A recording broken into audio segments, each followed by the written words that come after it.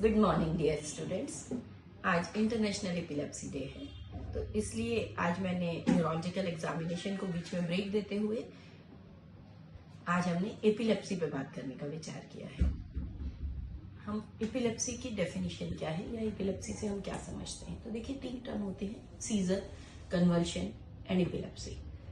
Scissor होता है abnormal and excessive hyper synchronous discharges from a group of neurons. इसका क्या मतलब है?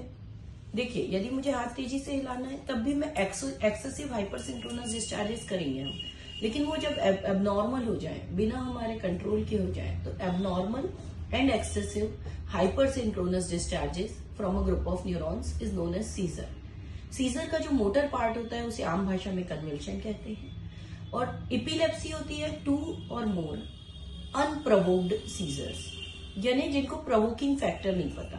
जैसे फॉर एग्जांपल, अगर किसी को ट्यूमर है ना, किसी को न्यूरोसिस्टिसर्कस है या कोई ट्रॉमा का स्कार है, तो ये प्रोवोकिंग फैक्टर है। तो यदि प्रोवोकिंग फैक्टर नहीं है तो 2 और मोर अनप्रोवोक्ड सीजर्स हैं, तो उसे एपिलेप्सी कहते हैं। तो ये तो बात हुई डेफिनेशन की। फिर इंटरनेशनल लीग अगेंस्ट एपिलेप्सी ने सीजर्स का क्लासिफिकेशन दिया है। तो सीजर्स कितने प्रकार के होते हैं? एक होता है फोकल सीजर, एक जनरलाइज्ड और एक अनक्लासिफाइड, जिसे क्लासिफाई नहीं किया जा सकता। तो एक मोटे तौर पे समझे तो फोकल सीजर में कोई फोकलाइजेशन होगा फ्रंटल लोब में, टेम्पोरल लोब में, ऑक्सीपिटल लोब में या पेराइटल लोब में, तो वो फोकल सीजर है कि कोई ओरिजिन है और वहां से ये बढ़ता है, और जिस एरिया में होता है उसके मैनिफेस्टेशन बॉडी में आते हैं। जैसे अगर मोटर एरिया से आ रहा है तो मोटर सीजर बनेगा, अगर सेंसरी एरिया से आ रहा है तो सेंसरी एरिया बनेगा, ऑटोनॉमिक फिनोमेना हो रहा है तो ऑटोनॉमिक सीजर होगा, और साइकिक फिनोमेना हो रहा है तो साइकिक सीजर होगा। तो ये फोकल सीजर के 4 प्रकार हो गए: sensory, motor, autonomic and psychic seizures. और एक और इसमें टर्म आता है फोकल सीजर्स में, simple focal and complex focal.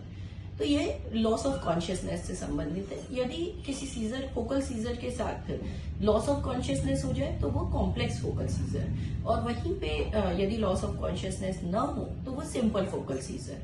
एक और चीज है, जैसे सपोज कीजिए कि यहाँ से डिस्चार्जेस शुरू हुए और पूरे ब्रेन में फैल गए, तो इसे कहते हैं सेकेंडरी जनरलाइजेशन। तो इसे बोलेंगे focal seizures with secondary generalization. तो अब हमारे पास कितने टर्म हो गए? Simple focal seizures with secondary generalization, complex focal seizures with secondary generalization. तो इस तरह से डिफरेंट तरह के, फिर विद और विदाउट सेकेंडरी जनरलाइजेशन हो सकते हैं। तो इतने प्रकार से हम फोकल सीजर्स को देखते हैं। अब होता है जनरलाइज सीजर, एक साथ ही पूरी बॉडी में आया। तो जनरलाइज सीजर का जो सबसे कॉमन रूप हम देखते हैं वो क्या होता है? Generalized tonic clonic seizure.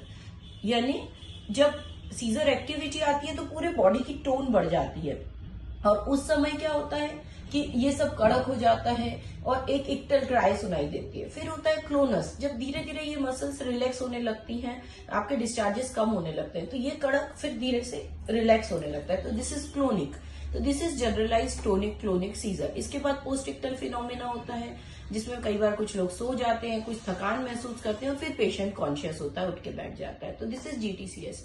इसके पार्शियल भी जनरलाइज सीजर होते हैं, जैसे जनरलाइज टोनिक सीजर केवल टोन बढ़े, जनरलाइज क्लोनिक सीजर केवल क्लोनस आए, और एक होता है जनरलाइज अटोनिक सीजर, एकाएक पूरे शरीर की टोन खत्म हो गई और पेशेंट एकदम से भरभरा के नीचे गिर गया, तो ये हो गया अटोनिक सीजर। फिर एक होता है मायोक्लोनिक सीजर, जिसे हम कहते हैं चमक जाने जैसे सीजर, कुछ फ्रैक्शन ऑफ सेकेंड्स के लिए होते हैं और बस आया और चला गया, ये मायोक्लोनिक है। एक होता है एब्सांस सीजर। एब्सांस सीजर में पेशेंट एक नजर टकी लगा के देखता रहता है और फिर अपने रूटीन, तो इसमें कोई टोनिक क्लोनिक एक्टिविटी नहीं है, जस्ट कट ऑफ होता है, और इसमें पोस्ट इक्टल फिनोमिना भी नहीं है, और दिन में 40-40, 50-50 आते हैं। तो ऐसे बच्चे की जब आप कॉपी देखते हैं तो थोड़ा लिखा हुआ है फिर छूटा हुआ है, फिर थोड़ा लिखा हुआ है फिर छूटा हुआ है, टीचर कहते हैं क्लास के बाहर देखता रहता है, इसका स्कूल परफॉर्मेंस पुअर हो गया है। तो इस तरह से एब्सांस सीजर्स आते हैं।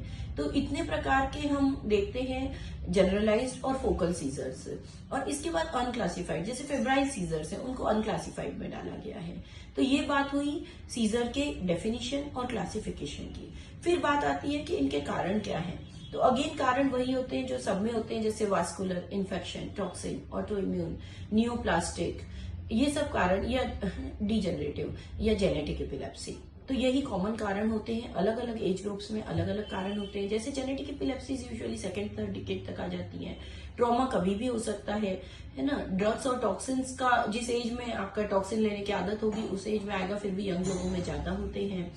तो ये सब कॉमन कारण होते हैं। मैलिग्नेंसीज लेट एज में ज्यादा होती हैं। जो स्ट्रोक हुआ तो ये सब कारण होते हैं। फिर आता है हाउ टू मैनेज। तो एक मोटा निमोनिक मैं आपको देना चाहूंगी। जनरलाइज्ड सीजर के लिए ड्रग ऑफ चॉइस है वेल्प्रोइट, और फोकल सीजर के लिए ड्रग ऑफ चॉइस है कार्बामेज़ापिन। इसके बाद अब हम ऐड करेंगे तो अधिकतर जो न्यूअर एंटी एपिलेप्टिक है वो फोकल सीजर्स के लिए आई हैं। जनरलाइज्ड के लिए उनका सेकेंड नंबर पे रोल आता है। Thank you very much.